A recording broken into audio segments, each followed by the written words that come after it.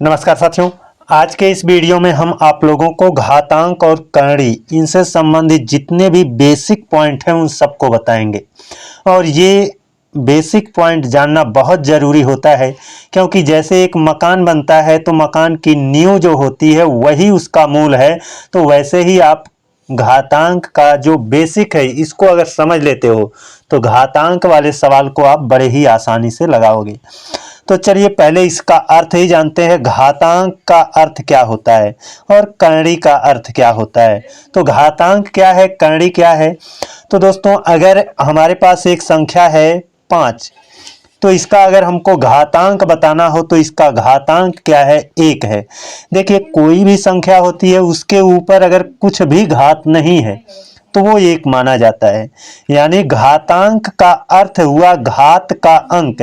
तो 5 के ऊपर जो घात लगी है वो 1 लगी है, अतः 5 का घातांक कितना होगा, 1 होगा। वैसे ही तुम्हारा 3 का घातांक कितना होगा, 1 होगा। अब तो देखो यहाँ पर दिख नहीं रहा था, है ना, हमने रखा। और वैसे ही तुम्हारा 4 का घातांक कितना होगा, दिख नहीं रहा है लेकिन 1 है ना। तो ये हो गया जो दिखता नहीं है। अगर घात 1 है तो वो दिखता नहीं है, वो को उसको रखा नहीं जाता है। लेकिन यहाँ पर हमारा 5 है तो इसकी घात 2 दे दें तो इसका घातांक कितना होगा, 2 होगा। 3 का घातांक अगर हम यहाँ पर 3 की घात 4 दे देते हैं तो 3 का घातांक कितना कहलाएगा, 4 कहलाएगा। ठीक है ना। तो हमारी कोई संख्या होती है तो उसका कुछ ना कुछ निश्चित घातांक होता है ना।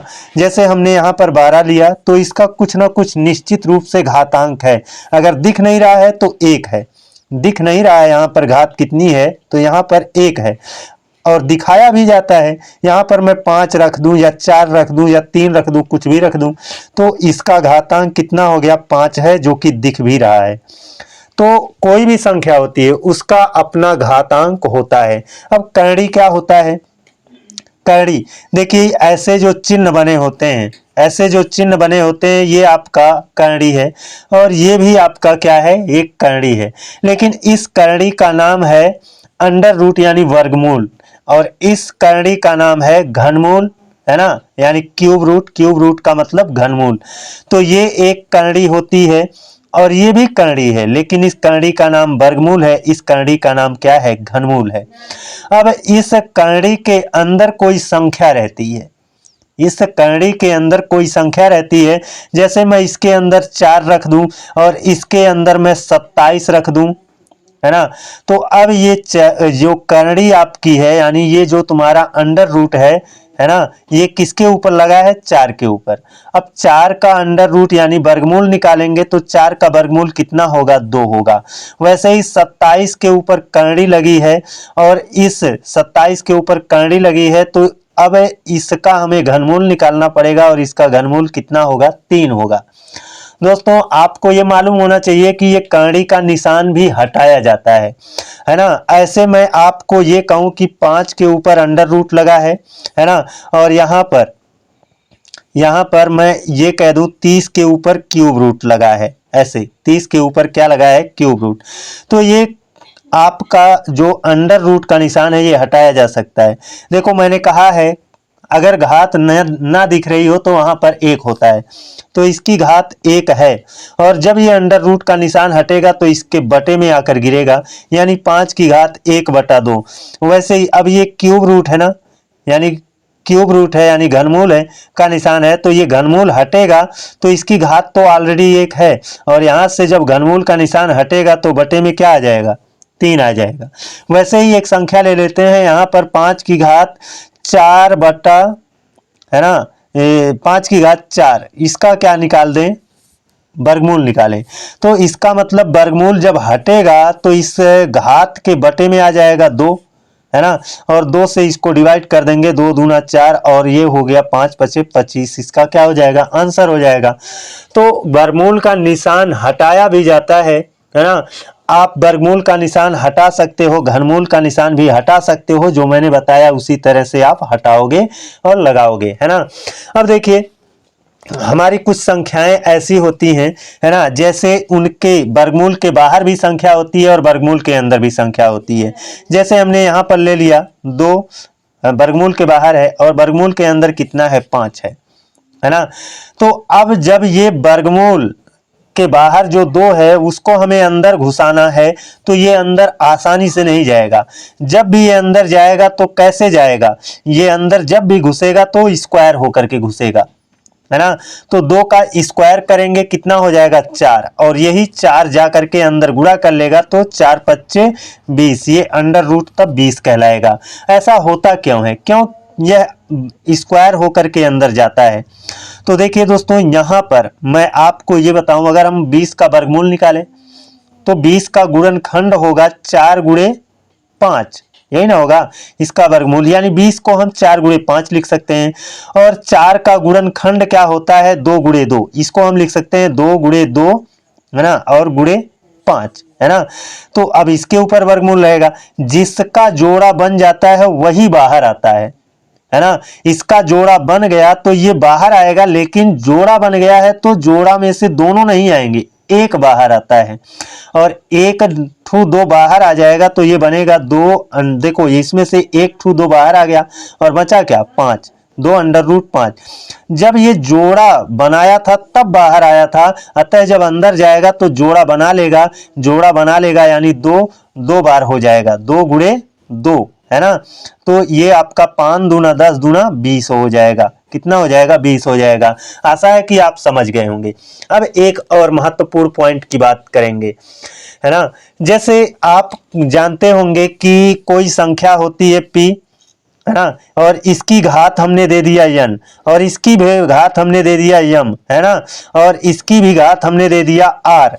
तो जब घात की भी घात दी गई हो, यहां पर नहीं दिख रहा है, जब घात की भी घात दी गई हो तो इन घातों का गुणा हो जाता है, यानी ये p आधार है ना, और इसके ऊपर जो ये तीनों घातें थी ये गुणा कर लेंगी, n गुणे m गुणे r, n गुणे m और गुणे r। यहीं पर एक संख्या ले लेते हैं, जैसे हम यहाँ पर एक संख्या लेते हैं 7, 7 की घात 5 की घात 2 की घात 3 कर दें, है ना। तो ये क्या होगा, 7 तो रहेगा आधार है, ये सब घातें हैं, घात के ऊपर घात चढ़ाई गई है, सबका गुणा हो जाएगा। 5 दूना 10, 10 तीया 30, यानी 7 की घात कितना हो जाएगा 30 हो जाएगा। ये इसका क्या हो जाएगा, करेक्ट आंसर हो जाएगा, है ना। अब देखिए जो आपका वर्गमूल या घनमूल के अंदर संख्याएं होती हैं उनका वर्गमूल और घनमूल निकाला जाता है। जैसे हम यहाँ पर एक संख्या ले लेते हैं 12, है ना, इसके ऊपर हमने वर्गमूल का निशान लगाया, तो भैया वर्गमूल से बाहर इसमें से वही आएगा जो जोड़ा बना पाएगा, है ना। तो जोड़ा बनाने के लिए यहाँ पर देखिए 12 जो है इसका गुणनखंड करिए, यानी गुणनखंड का मतलब इसे गुणा के खंडों में तोड़ दीजिए, है ना। तो 12 को आप गुणा के खंडों में तोड़ोगे तो 2 गुणे 2 गुणे 3 होगा, 2 दूना 4 3 12, अब भी ये 12 है, अब भी ये क्या है 12 है। अब यहां से हम इसका देख रहे हैं जोड़ा बन रहा है, तो जब ये जोड़ा बन रहा है तो इसमें से एक बाहर आ जाएगा, एक बाहर आ जाएगा यानी 2 बाहर आ जाएगा, अंडर रूट में 3 बचा रहेगा। लेकिन अब इसी को हमें अंदर भेजना हो तो देखो जोड़ा बनाया था तब ना बाहर आया था, जब अंदर जाएगा फिर जोड़ा बन जाएगा इसका, है ना। जब अंदर जाएगा तो यही जोड़े के रूप में जाएगा, अतः अंडर रूट में 3 है ही है। जब ये अंदर घुसेगा, देखो अंदर से बाहर आया था तो अकेले आया था, जोड़ा बनाया था लेकिन उसमें से अकेले आया था, लेकिन अब जब अंदर घुसेगा ना तो फिर जोड़ा बन जाएगा, यानी ये अंदर घुसेगा तो 2 बार 2 हो जाएगा, यानी 2 गुणे 2 हो जाएगा, और ये कितना हो जाएगा 3 दूना 6 दूना 12, अंडर रूट 12 हो जाएगा। जो पहले था वही पुनः क्या हो गया, वापस आ गया, है ना। पहले 12 था, उसमें से हमने जोड़ा बनाकर बाहर निकाला तो ये वाला रूप देखने को मिला, फिर यही अंदर घुसा दिए तो ये वाला पुनः वापस आ गया, जो रूप पहले था ये वाला यहाँ पर पुनः आ गया। तो ये एक आपका पॉइंट होता है। अब चलते हैं अगले पॉइंट पर। देखिए दोस्तों, अभी तो हमने आपको ये एक पॉइंट बताया, ये एक पॉइंट मैंने बताया, रुक जाना जरा। अभी हमने ये आपको बताया था कि कोई संख्या है उसकी अगर कोई घात नहीं दिख रही है तो वहां पर 1 होता है ना। यहाँ पर 3 की घात 1 है ना। तो इसका घातांक कितना हुआ 1, है ना। अगर यहाँ पर 3 की घात नहीं दिख रही है तभी तो हम मानेंगे 1, लेकिन 3 की घात अगर 2 दिया जाए तो यहाँ दिखता है, अर्थात 3 की घात 2 है। तो यहाँ पर अगर मैं 3 की घात 0 कहूँ तो इसका मान कितना हो जाएगा, 1 हो जाएगा। बड़ी से बड़ी कोई संख्या ले लो, है ना। यहाँ पर मैं 17 ले लिया, इसकी घात 0 कर दिया, तब भी ये क्या हो गया, 1 हो जाएगा इसका मान। यानी कोई भी संख्या हो उसकी घात अगर 0 है तो उसका मान कितना आएगा, 1 आएगा। उसका मान कितना आएगा, 1 आएगा। अब देखिए दोस्तों, यहाँ पर गुणा जोड़ घटाव वाली बात आ जाती है ना। गुणा जोड़ घटाव वाली बात आ जाती है तो आपका, है ना, करड़ी के अंदर कोई भी संख्या हो, जैसे 2 गुणे हमारा यहाँ पर क्या है, 5 है। तो जब हम गुणा करते हैं तो ये आसानी से गुणा कर लेंगे, ये दोनों गुणा कर लेंगे, अर्थात अतः हम इनको करड़ी में एक साथ लिख सकते हैं, 2 गुणे 5, 2 पच्चे 10, यानी अंडर रूट में क्या हो जाएगा, 10 हो जाएगा। अगर मैं भाग करना चाहूं, मैं एक संख्या ऐसे ले लेता हूं, एक संख्या 12 और भागे कितना, भागे ले लिया अंडर रूट 4, अंडर रूट 12 भागे अंडर रूट 4। तो यहां भी ये आसानी से भाग कर लेगा। आसानी से गुणा करना था तो ये कर लिया, और भाग करना है तो भी कर लेगा, है ना। यानी 12 अंडर रूट 12 भागे अंडर रूट 4, दोनों अंडर रूट को ना लिख करके एक बार अंडर रूट लिख सकते हैं, और 12 भागे 4 कर देंगे तो 4 इसको 3 बार में डिवाइड कर देगा, यानी अंडर रूट कितना हो जाएगा आपका, 3 उत्तर हो जाएगा। लेकिन वहीं पर जब जोड़ने वाली बात आ जाएगी, जब वहीं पर हमको जोड़ने वाली बात आ जाएगी, जैसे अंडर रूट 12, है ना, धन अंडर रूट 4, दोनों जोड़ने वाली बात आ जाएगी तो ये जुड़ेंगे नहीं। आप कभी नहीं ऐसे कर सकते हो कि अंडर रूट 12 धन 4, ऐसे कभी नहीं होगा। ये तुम्हारा सरासर क्या होता है, गलत होता है। ये क्या हो जाएगा, गलत हो जाएगा, है ना। और यहीं पर घटाने वाली भी बात अगर आ जाती है तो 12 अंडर रूट में है, माइनस अंडर रूट में 4 है। अगर आप इसको ऐसे under root 12 minus under root 4 करते हो तो ये भी तुम्हारा गलत हो जाएगा, ये भी नहीं होगा, है ना, ये भी नहीं रहेगा। ये सीधा सीधा इसी रूप में रहेंगे। अगर इस रूप में नहीं रहते हैं तो यही under root 4 minus under root 2 जो है, sorry under root 12 minus under root 4 जो है, इसका अंडर रूट निकालेंगे तो देखो यहाँ पर 4 3 12, 4 का वर्गमूल 2 हो जाएगा, अंडर रूट 3 बचेगा, और इसका वर्गमूल निकाल लोगे तो कितना हो जाएगा, 2 हो जाएगा। तो ये कुल मिला करके कितना रहेगा, यही रहेगा। ये कुल मिलाकर कितना रहेगा, यही रहेगा। इसको और शुद्ध लिखना चाहोगे तो ये ऐसे हो जाएगा, 2 + 2 अंडर रूट 3, 2 + 2 अंडर रूट 3, इतना ही सॉल्व होगा। ये एक साथ नहीं हो पाएंगे। जबकि गुणा किया गया तो दोनों एक साथ हो गए, 2 × 5, भाग किया गया तो 12 भागे 4 हो गया, एक साथ हो गए। लेकिन इनको जोड़ने और घटाने में जब एक साथ करोगे तो ये दोनों एक साथ नहीं होंगे। चलें अब अगले पॉइंट पर। अब हम लोगों को कभी कभी इस तरह की संख्याएं दिखती हैं, 1/√2 ऐसे दिखता है। तो भाई साहब, जो अंडर रूट वाली संख्या होती है वो बटे में नहीं रखी जाती है ना। इसको किसी ना किसी तरह से हमें ऊपर करना होता है। जब ऊपर करेंगे तो देखिए ऊपर कैसे होगा ये, है ना। इसका अंडर रूट हटाने के लिए मुझको अंडर रूट 2 से गुणा करना पड़ेगा।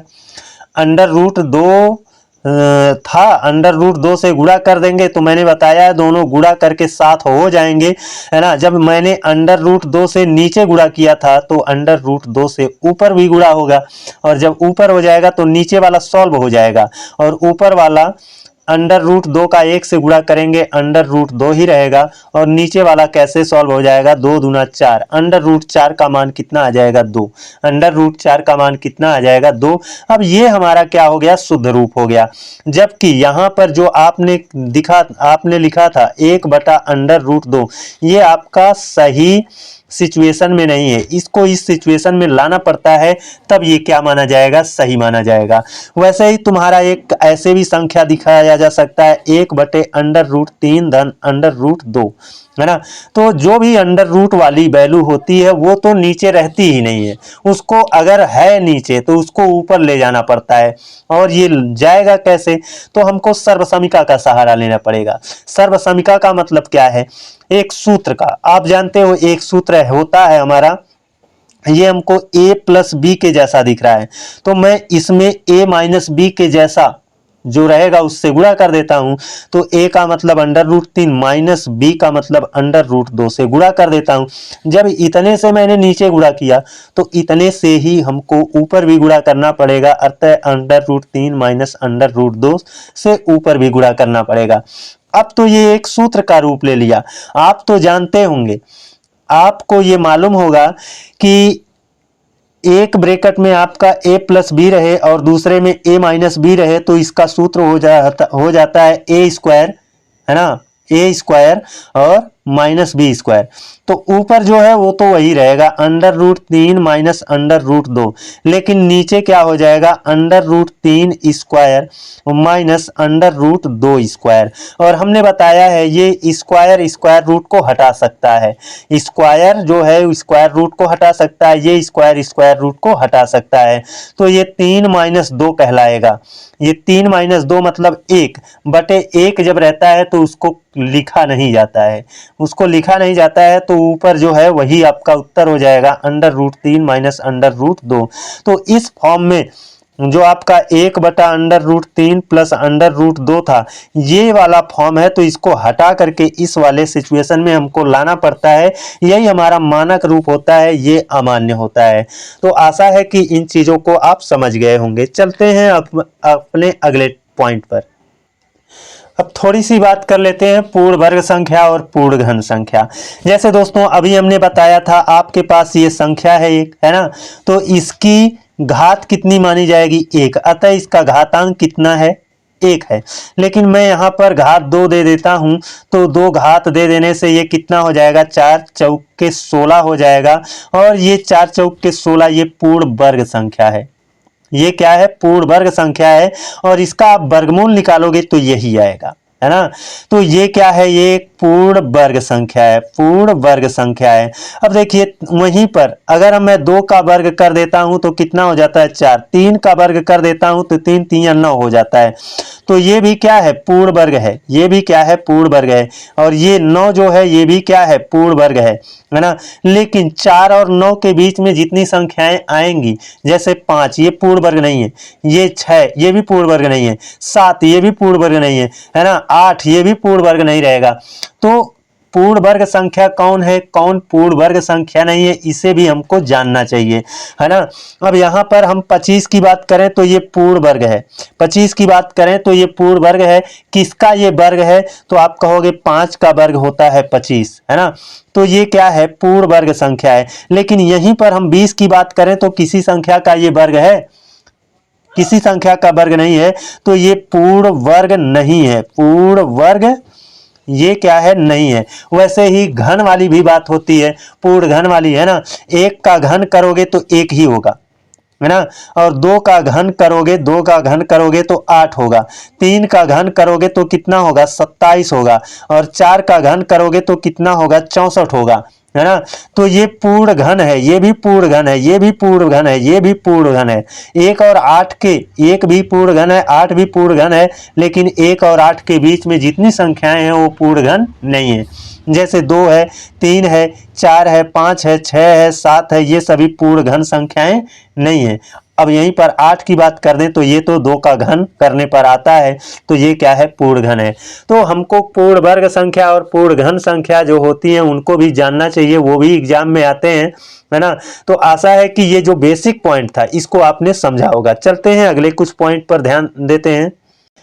देखिए साथियों एक पॉइंट हमारा ये है, हमको सर्वसमीका मालूम है ना। a प्लस बी पूरे का वर्ग बराबर क्या होता है, a का वर्ग प्लस 2ab प्लस बी का वर्ग, यही होना होता है।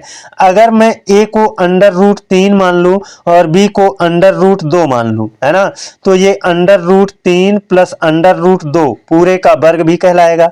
और इसके अनुसार इसको मैं विस्तारित करूंगा तो यहाँ पर a स्क्वायर की जगह पर √3 स्क्वायर आ जाएगा, है ना। और 2 तो अपने मतलब ये सूत्र वाला 2 है तो रहेगा ही, है ना। और a की जगह पर पुनः √3 आएगा और b की जगह पर पुनः √2 आएगा, प्लस यहाँ पर b स्क्वायर है और b को मैंने क्या माना है √2, ये हो जाएगा √2 स्क्वायर, यही ना होगा।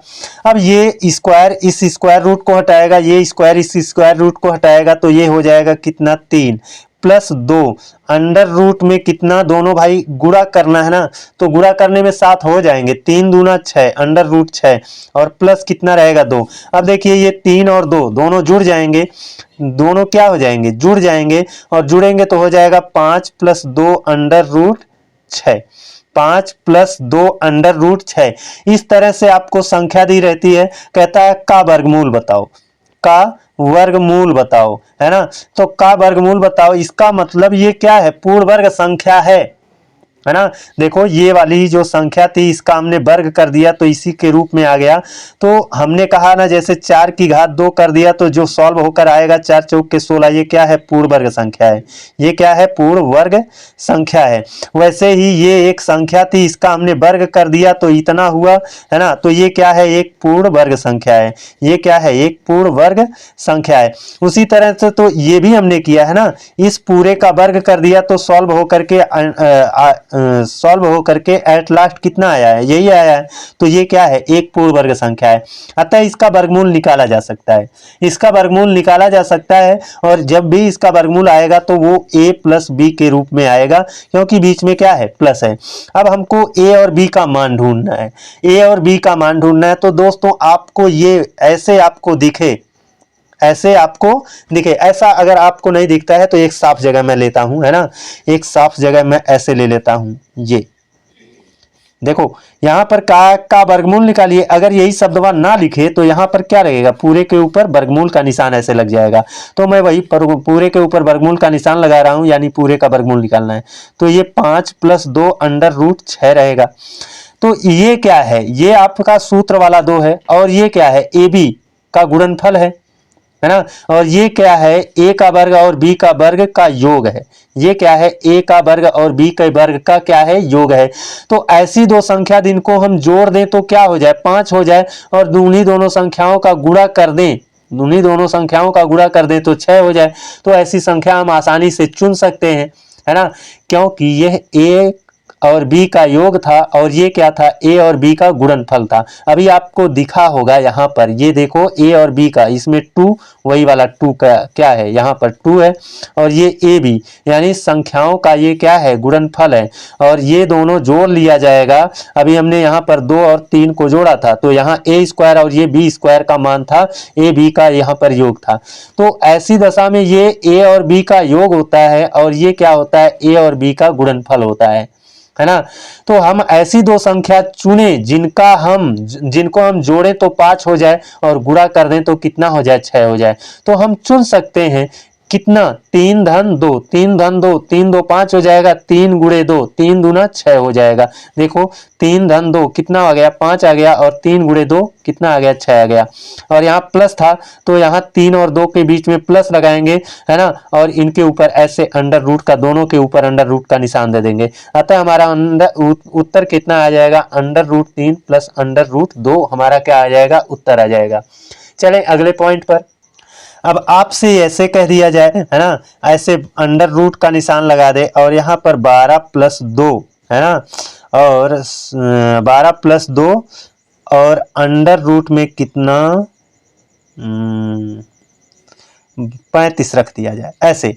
तो इसका मतलब ये क्या हुआ, इसका मतलब ये हुआ कि यहाँ पर ये 2ab वाला मान है ना, जो सूत्र में होता है हमारा 2ab वही होता है। और ये क्या है, a और b का योग है। तो ऐसी दो संख्या जिनको हम जोड़ दें तो 12 हो जाए और उन्हीं दोनों को गुणा कर दें तो कितना हो जाए, 35 हो जाए। तो हमारे दिमाग में आ रहा है 7 धन 5 कर दें तो 7 5 12 हो जाएगा, और 7 और 5 का गुणा कर दें तो 7 5 35 हो जाएगा। यहाँ पर प्लस है तो इनके बीच में प्लस लगा लो, अंडर रूट इनका वर्गमूल निकालना था तो ये भी और ये भी, ये आपका आ गया under root 7 plus under root 5, है ना। आशा है कि इसको समझ गए होंगे। अब ऐसे ही आपका माइनस वाला भी आ जाता है, ऐसे ही आपका क्या होगा, माइनस वाला भी आ जाता है। जैसे हम ये कह दें, ऐसे कह दिया जाए 3 4 7 होगा और ये 2 और 3 चौक के 12, ऐसे, है ना। सॉरी यहाँ पर माइनस रखेंगे, यहाँ पर क्या रखेंगे, माइनस रखेंगे। अब इसे हमें सॉल्व करना हो तो यहाँ भी ये सूत्र वाला 2 है और ये क्या है, ए बी है, यानी ऐसी दो संख्या जिनका गुणा करें तो 12 हो जाए और उन्हीं दोनों संख्याओं का योग कितना हो, 7 हो। उन्हीं दोनों संख्याओं का योग कितना हो, 7 हो, है ना। तो हमको हमारे दिमाग में आएगा कि 4 और 3 का योग 7 और 4 और 3 का गुणा कर लें तो 4 तियां 12 हो जाता है ना। यहाँ पर माइनस है तो यहाँ पर माइनस रखेंगे, यहाँ पर अंडर रूट, यहाँ पर भी अंडर रूट का निशान लगाएंगे। हमारा उत्तर क्या आ गया, under root 4 minus under root 3, यही क्या हो गया, करेक्ट आंसर हो गया। तो आशा और उम्मीद है कि आज का हमारा यह वीडियो पसंद आया होगा। दोस्तों बेसिक मजबूत करना हमारे लिए बहुत ज़रूरी हो जाता है। मैंने जितना बेसिक वाला कॉन्सेप्ट था उसको बता दिया है। आशा और उम्मीद है कि आप लोगों को समझ में भी आया होगा। अगले वीडियो में हम आप लोगों से एक और बेहतरीन टॉपिक के साथ मिलते हैं, तब तक के लिए धन्यवाद।